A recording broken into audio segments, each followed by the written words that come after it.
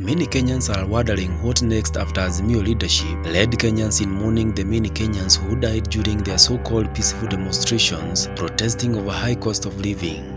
I want to dig deep into this issue and show you how heartless Kenyan leaders are to poor citizens. I won't dwell much on who is leading the protest, but the fact remains that 99% of those killed belong to the Luo community.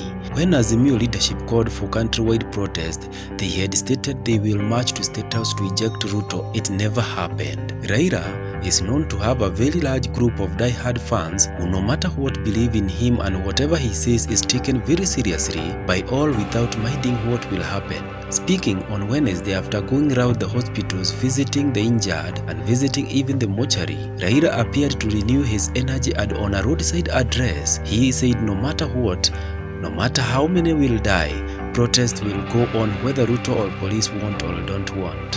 What this means, many will continue to die, no matter what. Raila may have a good backing from civil society groups, rights groups, and NGOs, but the question one may ask, when a life is lost, who gains? Refreshing our memories from his protest years back, and especially after 2017 general elections, lives were lost. In 2018, he joined the government through the famous handshake. The country became peaceful. What he was protesting for was corruption, his stolen presidential win, high cost of living then, and dictatorship in Kenya's government. When he joined the government, all that went behind him, and nobody was there to speak on those issues again. Many scandals happened, and because Kenya was peaceful, nobody questions all the wrongdoings that was going on. In fact, the then President Uhuru Kenyatta went to the media to say that Kenya shilling 2 billion was being stolen daily by cartels he knew. Raila never spoke on this issue. When the cost of living started shooting upwards, Raila is quoted saying, "Some leaders are politicizing the issue." He warned them to stop barking like dogs. He blamed lack of rains, and hence there was no good harvest to sustain the demand, hence rise of various basic commodities. Uhuru became a darling to his loyal fans, and all was left to Kenyans to fight their way out of their problem. At the same time, Ruto was trading his hustler nation narrative and was doing well. Raila had gone to bed with the then administration, and he lost the touch with the crowd. During that period, the then Raila supporters who were beaten and killed by the same regime during protest were silently dying of poverty and hopelessness. Today's, the other group is still dying and will continue to die as long as Raila is not called and listened to. But what is this that must be discussed between him and the current government after election? No answer to this. When Raila makes a demand, he fights alone, and when he gets what he wants, he gets alone. And if you think that you will benefit from that, forget. Wait for your own bargain. It's now shocking, disheartening when you see leaders who should be in parliament making good laws that should govern even the police just speaking to the media, sit pretty in high tables, eat well, cry and shout, light candles, lay flowers that they are mourning the dead. When protests are called, then cry their security is withdrawn. They never fight their loyal followers' security. They hire their own security, use bulletproof cars, stay inside their cars, go around 2 hours only, then retreat to their well-guarded estates to enjoy their nights. They don't mind what their fans in slums are going through, from early morning to late night. So painful that when protests go down in the evening and police retreat from those slums, another groups of thugs take over to steal, maim, and kill if you don't agree with their demands. It's painful, but the protest organizers know where to put their blame at the end of the day. When you call a peaceful protest, as it is enshrined in the Constitution, but celebrate when youth wake up every morning to block the roads, light tires, and throw stones to the police, of which those throwing stones don't mind where the stone lands, then on your side blame police, that equals to fooling Kenyans. Many Kenyans are crying of their loved ones who will never come back. Others are crying because they will never walk again. Others will never hear or see again. How will they survive? To make the matter worse, what they are fighting for is something that they don't understand well. They went to the ballot to vote and did that, told to go home, We have the agents all over. The votes are well guarded, but finally told to come out to the streets to protest. Many survive on what they get paid on daily basis. When you disrupt their businesses, no matter how small they may be, for 3 days and don't offer a good solutions, how can you call yourself a great leader in Kenya? You make poor Kenyans suffer, but outside the violent corridors, these leaders call each other my friend and my brother. Kenyans will continue to suffer if they lay all their hopes on politicians. It has reached to a point one thinks that if someone is the president, he will wake up and food comes from nowhere onto their tables inside their houses. That's a poor mentality. You have to work, my dear Fred. No jobs are waiting for you. You have to create your own way of survival. When you see these leaders emotionally crying, they are not thinking of the dead Kenyans. They are thinking what they will get after all this and whether they will get that thing so soon. When they get it, they will come back to you and give you hopes that they have agreed to look on those issues. Sorry for all Kenyans who still thinks these leaders think about them. If you want to know they care less, ask yourself how many times you have seen them giving free food to street children. Never mind the poor Kenyans in their homes. How many times have you met your area MCA, MP, woman rep, senator or governor? You will never meet them. They are minding their own businesses. They are planning for the future of their political career. Others are planning on the next elections. You just waste your time following them blindly. You will perish and kill your generation. Wake up, think, go, find something to work on. Leave politics to politicians. Let them fight. Protect your livelihoods. Bring it. So the next chance will go to the member for Endebess, Honorable Robert Pukose. Thank you, Madam Speaker. Madam Speaker, as Honorable Rosa Bui puts it, some of those victims were shot on the back. I ask myself, who was shooting them from the back when they are throwing the stones to the police? Is there somebody who is armed at the back that was shot with guns, that were planning to make sure that these people are shot to create a situation? Because I've listened and seen in many of the TV stations, the other side has been claiming they were shot in the back. Yes, they were shot in the back. But these people, we know them, they were throwing stones at the police who are in the front. So meaning that probably the demonstrators were also armed and shooting the other demonstrators from the back to create a situation. Madam Speaker, what we've seen is a very sad situation. What is that? Where politicians... Thank you, Madam Speaker. Madam Speaker, I really like the spirit and guidance that the Speaker gave. I really hope that we can abide by that. For the Honorable Pukose to stand up and say that these people were throwing stones at the police, could he substantiate? Order, Botiende Amolo, you're the one who raised the issue of abuse of actually point of order. Because Honorable Rosa Buyu also made allegations that were not countered. Please give the member the chance to finish and don't use the points of orders to debate. Honorable Pukose, please continue. Thank you, Madam Speaker, for protecting me from Honorable Tienda Amolo. Madam Speaker, we've seen what has happened. I saw my colleagues from the other side. Whenever this issue has come up of demonstrations, we ask ourselves, the court has made a ruling and it has given stay orders for the finance bill. What is it that we are demonstrating against? Because if it is a question of even sitting down and negotiating, we had a team that had been formed, headed by Honorable Atienda Amolo and our own good friend, Kitonga Murungaro, the member for Tharaka. And this is members of this house. These committees suspended the activities because the minority side under their leadership called for demonstrations to praise what the court has already given a suspension of implementation, the finance bill. We are talking about the cost of living, which the government is already instituting measures to be able to make corrections, create employment, make the cost of food to go down through subsidies of fertilizers. These other issues, we saw the other day, Baba, former Prime Minister Raila Odinga, come out very clearly and said, now the President of Tanzania was here to negotiate on these issues. We say, fine, that's okay.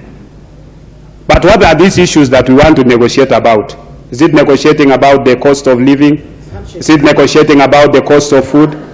Which the government is already putting measures to resolve.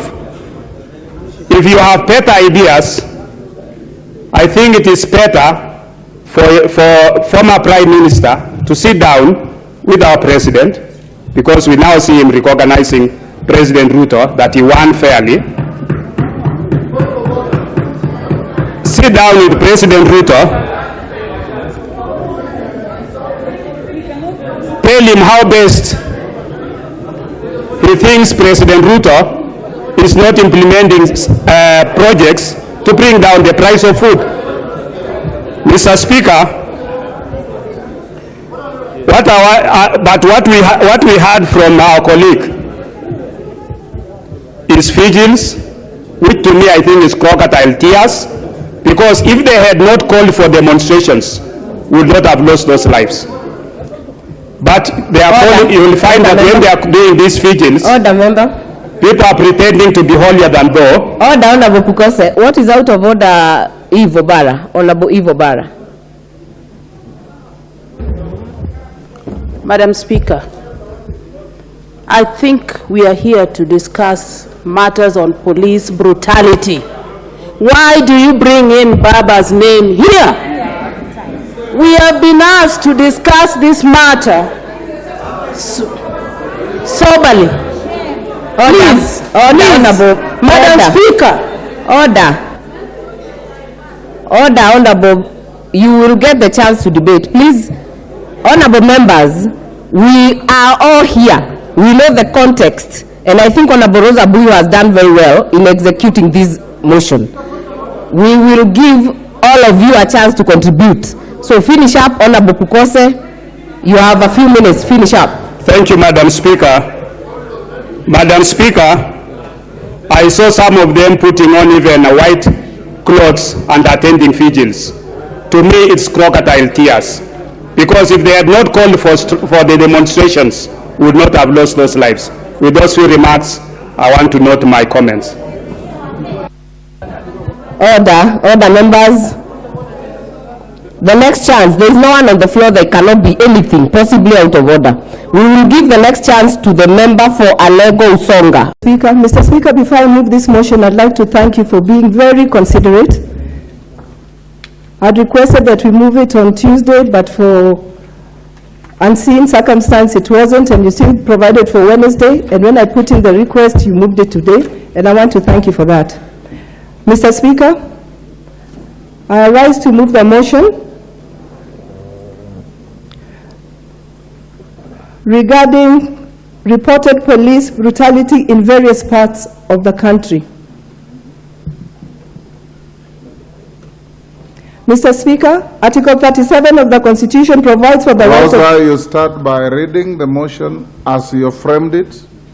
That's then what... you start debating. Honorable Speaker, pursuant to Standing Order 33-1,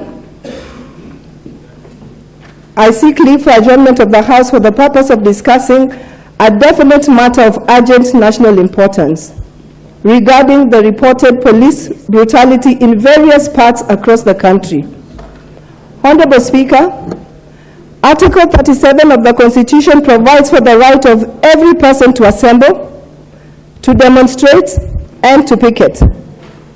Additionally, the Constitution in Article 36 confers all citizens with the freedom of association. Over the last few weeks, Mr. Speaker, citizens from all walks of life have been exercising their constitutional freedoms and rights. It is Madam Speaker now. Thank you. Thank you, Madam Speaker. I should have been the first one to correct that. Thank you, Madam Speaker. To exercise their constitutional freedom and right to associate, to assemble, and demonstrate across the country against the high cost of living. Madam Speaker, sadly, there have been cases of obstruction of the exercise of these freedoms and rights by the police, including reported incidences of harassment and police brutality. This unwarranted use of force against unarmed civilians has especially been experienced in Nairobi, in Kisii, in Kisumu, in Migori, in Busia, in Mombasa, in Makueni, and Homa Bay counties, which has led to the death of more than 20 people, as well as fatal injuries on numerous citizens. Honorable Speaker, it is against this background that I seek leave for adjournment of the House to discuss this matter of great national concern, with a view to exploring possible and lasting solutions to this unjustified contravention of the law.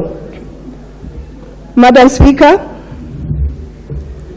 this afternoon I hold the Constitution of Kenya in my hand.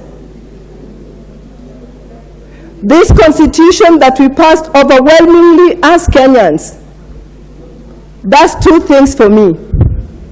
The two things that stand out for me, Madam Speaker, is that this Constitution makes every Kenyan citizen equal to the other. And in all the things that subscribed in this Constitution, it does not leave any Kenyan behind. Madam Speaker, in cases where there's been unnoticed discrimination, this Constitution comes up with opportunities and clauses that talks about affirmative action so that every Kenyan is brought up to nearly as possible equal as the other. Madam Speaker, in other words, there is no Kenyan who's less of a Kenyan than another Kenyan. Madam Speaker, the next thing that this Constitution did for me is that when you look at Article 244, coming from the bloodshed of 2007 and 2008, the Constitution introduced, very radically so, National Police Service, away from National Police Force. Because the Constitution recognized that in 2007 and 2008, the police were brutal and a lot of lives were lost as a result. And if you look at 244C, one of the specific mandates that National Police Service is given, and I quote, Madam Speaker,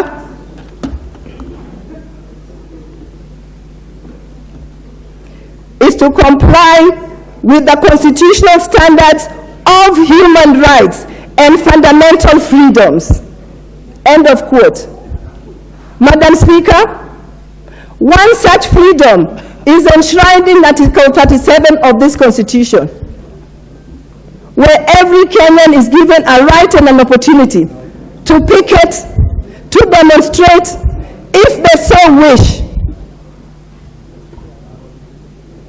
Madam Speaker, a honorable member said that we should not overlook two words: peacefully or peaceably, and unarmed. Madam Speaker, I stand here to say that in the recent past, all the mandamanos or demonstrations that have had no presence of police have ended up being very peacefully. One such demonstration was one that was carried on in Siaya and was reported in our local TV stations. Another such demonstration was one that was carried in Kisumu West 2 weeks ago, where no police was present, and between 11 a.m. and 5:30 a.m., citizens demonstrated peacefully and went home without any incidents.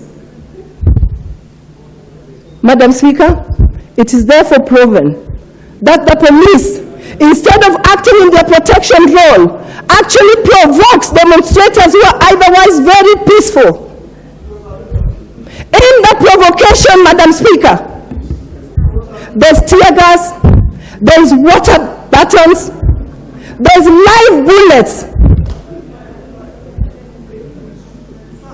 which are used to shoot innocent, peaceful, and armed demonstrators. Madam Speaker, I've stood on the floor of this House several times to actually protect the police and to actually fight for better living standards for the police.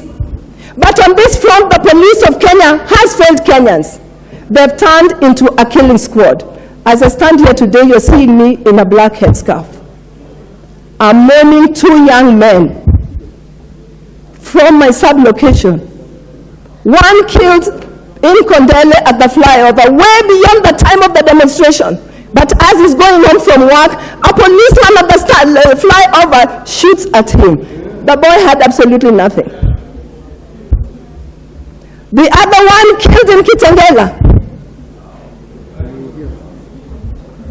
Madam Speaker, if you look at the 20 reported deaths, you will find that most of them were shot from the back. Madam Speaker, when you shoot people from the back, that means they are actually going. They are not even coming towards you to threaten you, but you choose to shoot them because you have the power of the gun. Madam Speaker, in many parts of this country today, Kenyans are mourning. Many of those young people will actually be buried this weekend, Madam Speaker. But Madam Speaker, we cannot sit and watch this happen without discussing it and seeing how it can be brought to a stop, because tomorrow it will happen to you or your child or your relative. Madam Speaker, despite the fact that the National Police became a service and not a force, Madam Speaker, the curriculum of the training of the police still remains the same. And it's for this House to actually ensure that even the training of the police changes so that the police becomes a service and not a force. Madam Speaker, I don't care which side of the divide you're from.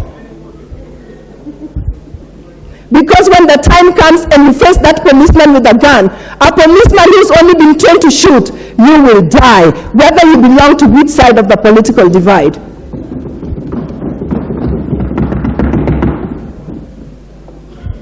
Madam Speaker, for all those who've been slain by the bullet, I ask this House to actually discuss and come up with opportunities where we'll actually ensure that those people who are dead will have justice, and justice that will be seen to be done. They might not be awake, they might not be alive to experience that justice, but we know that their death should not go in vain. Madam Speaker, I beg to move. Thank you, Honorable Rosa. And as guided by the Speaker and our standing orders, honorable members, every consequence